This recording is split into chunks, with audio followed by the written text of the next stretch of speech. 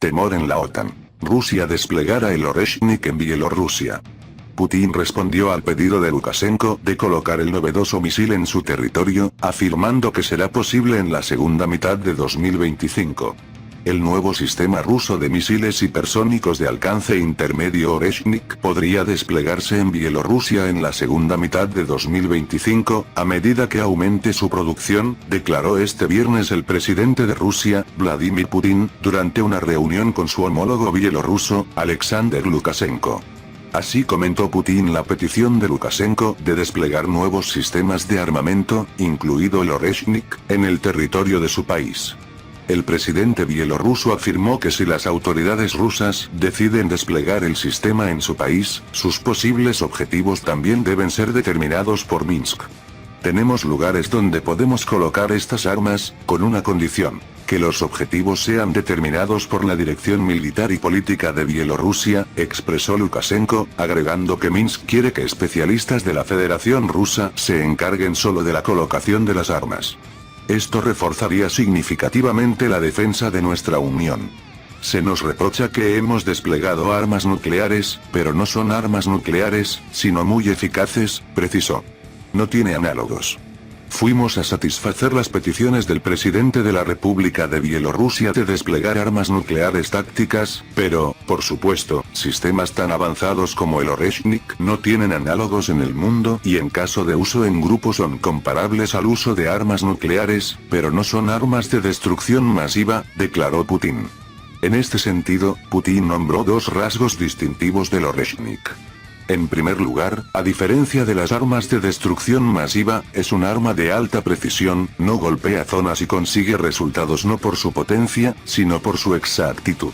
En segundo lugar, en caso de uso en grupo de 1, 2, 3 complejos, es igual que un arma nuclear en cuanto a fuerza de impacto, pero no contamina la zona ni tiene consecuencias radiactivas, porque en la ojiva de estos misiles no hay componentes nucleares, aclaró. Cuestiones técnicas.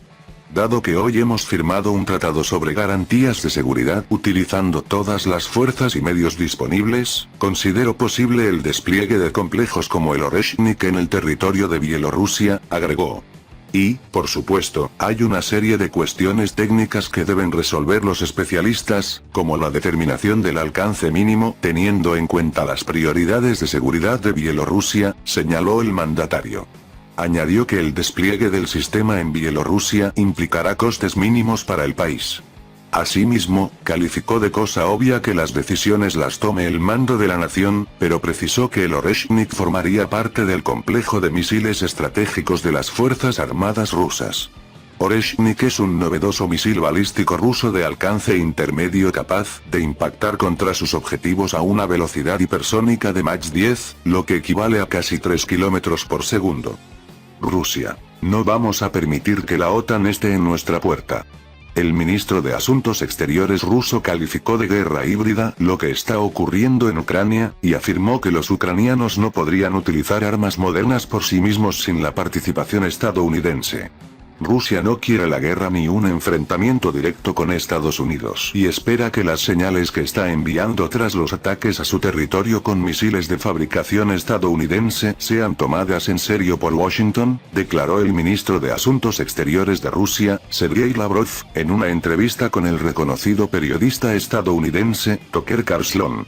Carlson viajó a Moscú esta semana especialmente para hablar con el canciller ruso y abordar con él la política de la administración del presidente Joe Biden, que, según anunció el periodista en un mensaje de video, lleva al mundo cada vez más a un conflicto nuclear.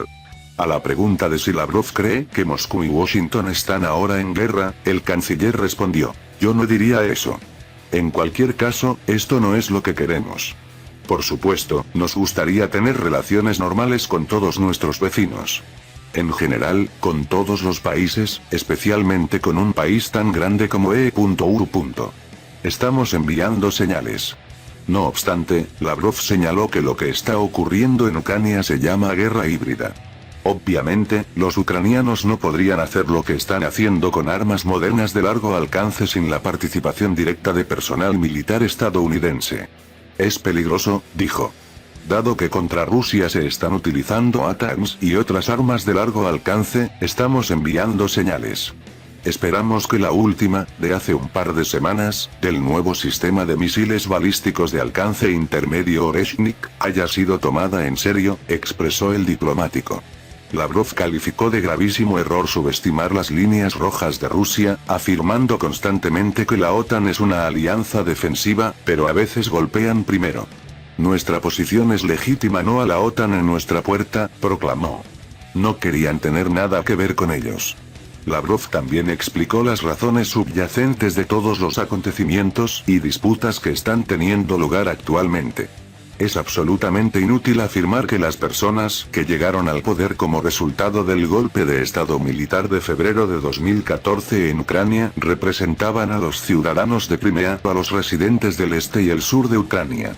Los ciudadanos de Crimea rechazaron el golpe de estado. Exigieron que se los dejaran en paz. Declararon que no querían tener nada que ver con esa gente, recalcó. Los crimeos celebraron un referéndum y se unieron a Rusia mientras Donbass era bombardeado y atacado constantemente. Comenzó la guerra, que se detuvo en febrero de 2015 por los acuerdos de Minsk, que Kiev no cumplió, según el canciller ruso. Se había acordado que este nuevo gobierno de Ucrania entablaría un diálogo directo con el pueblo que no aceptó el golpe de estado y promovería las relaciones económicas con esta parte de Ucrania. Nada de esto se ha hecho. El régimen de Kiev ha declarado que nunca hablará directamente con ellos, destacó el funcionario. El régimen de Kiev los ha llamado terroristas, así que lucharon contra ellos porque son más fuertes, y las personas de estos territorios debían morir en sótanos en opinión de las autoridades, denunció. Luchamos por nuestros legítimos intereses de seguridad. Toker también pidió a Lavrov que diera más detalles sobre la señal que Rusia envió a Occidente. En concreto, el lanzamiento de un misil balístico novedoso en una variante hipersónica no nuclear, Oreshnik, que se basa en tecnología que lo hace imposible de interceptar. El mensaje es que Estados Unidos y sus aliados que suministran armas de largo alcance al régimen de Kiev deben darse cuenta de que estaremos dispuestos a utilizar cualquier medio para impedir que Occidente consiga infligirnos una derrota estratégica, reiteró el ministro. Luchamos por nuestros legítimos intereses de seguridad, agregó. Evitar una guerra nuclear. En cuanto al tema principal que el periodista quería tratar, y por el que vino a Moscú, Lavrov dijo, no estamos pensando en una guerra con E.U., que podría ser de naturaleza nuclear. Nuestra doctrina militar establece que lo más importante es evitar una guerra nuclear. Preguntado sobre si existen canales a través de los cuales los líderes de Rusia y Estados Unidos puedan hablar para evitar malentendidos, el ministro manifestó que existe uno, y que se enciende cuando se lanza un misil balístico. En cuanto al misil balístico hipersónico de alcance intermedio Oreshnik, el sistema envió un mensaje a Estados Unidos 30 minutos antes del lanzamiento.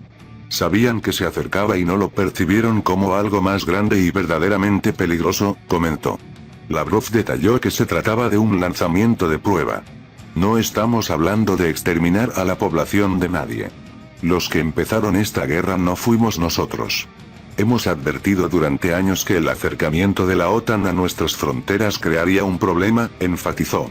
Además, dijo, cuando se produjo el golpe de estado en Ucrania en 2014, los estadounidenses no ocultaron que estaban detrás de él. Mientras, Rusia no tiene intención de destruir al pueblo ucraniano. Son hermanos y hermanas del pueblo ruso, aseguró Lavrov. ¿Cuáles son las condiciones en las que Rusia estaría dispuesta a ponerle fin al conflicto? Preguntado por las condiciones en las que Rusia estaría dispuesta a ponerle fin al conflicto, Lavrov recordó a Carlson los acuerdos de Estambul de 2022. Los principios subyacentes a este documento decían que Ucrania no entraría en la OTAN, sino que recibiría garantías de seguridad con la participación de una serie de países y de Rusia, subrayó, agregando que estas no se aplicarían a Crimea y Donbass. No a la OTAN. No a las bases militares ni ejercicios militares en suelo ucraniano con la participación de tropas extranjeras, continuó. Putin confirmó en junio que Moscú estaba dispuesta a negociar sobre la base de los principios acordados en Estambul, pero fueron rechazados por el ex primer ministro británico, Boris Johnson, según un negociador ucraniano. Lavrov explicó que eso era en abril de 2022, pero el tiempo ha pasado desde entonces. Ahora, habrá que tener en cuenta las nuevas realidades sobre el terreno, y recordar que las repúblicas populares de Donetsk y Lugansk, así como Jersón y Zaporozhye, forman parte de Rusia, según la Constitución. ¿Qué quiere Europa? Crimea en el punto de mira. Según Lavrov, Europa Occidental quiere llegar a las fronteras rusas a través de Ucrania y desveló que incluso hubo planes que se discutieron casi abiertamente para poner bases navales británicas en el mar de Azov. Crimea estaba en el punto de mira al soñar con crear una base militar de la OTAN allí, reveló el canciller. De igual modo, lamentó que las relaciones amistosas con Finlandia y todo lo que relacionaba a ambos países desapareció de la noche a la mañana. Tuvimos buenas relaciones con Finlandia. En una noche, los finlandeses volvieron a los primeros años de la preparación para la Segunda Guerra Mundial, cuando eran los mejores aliados de Hitler, expresó, subrayando que, tal vez, esto estaba en lo profundo de sus corazones, y la neutralidad y la amabilidad les estaban agobiando. ¿Rusia puede negociar con Zelensky? Vladimir Zelensky ya no es mandatario legítimo de Ucrania, ya que el 20 de mayo de 2024 su mandato expiró, quedando desde ese momento en entredicho la legitimidad de su gobierno. Sin embargo, permanece en el poder, por lo que se plantea la cuestión de si se lo puede considerar un socio adecuado para las negociaciones, aclaró Lavrov.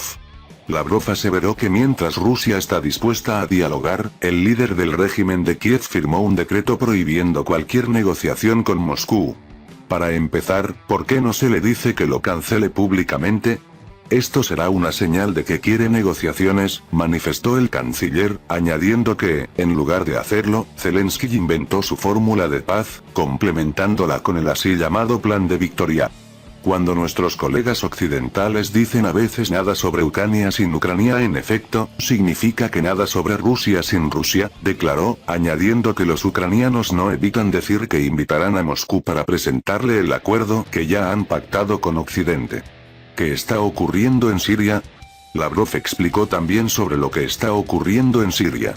Recordó que para abordar la situación en el país árabe existe el proceso de Astana con la participación de Rusia, Turquía e Irán. Nos reunimos regularmente. Está prevista otra reunión antes de finales de año o el año que viene para debatir la situación sobre el terreno, dijo. Las reglas del juego consisten en ayudar a los sirios a llegar a un acuerdo y evitar que las amenazas separatistas se intensifiquen.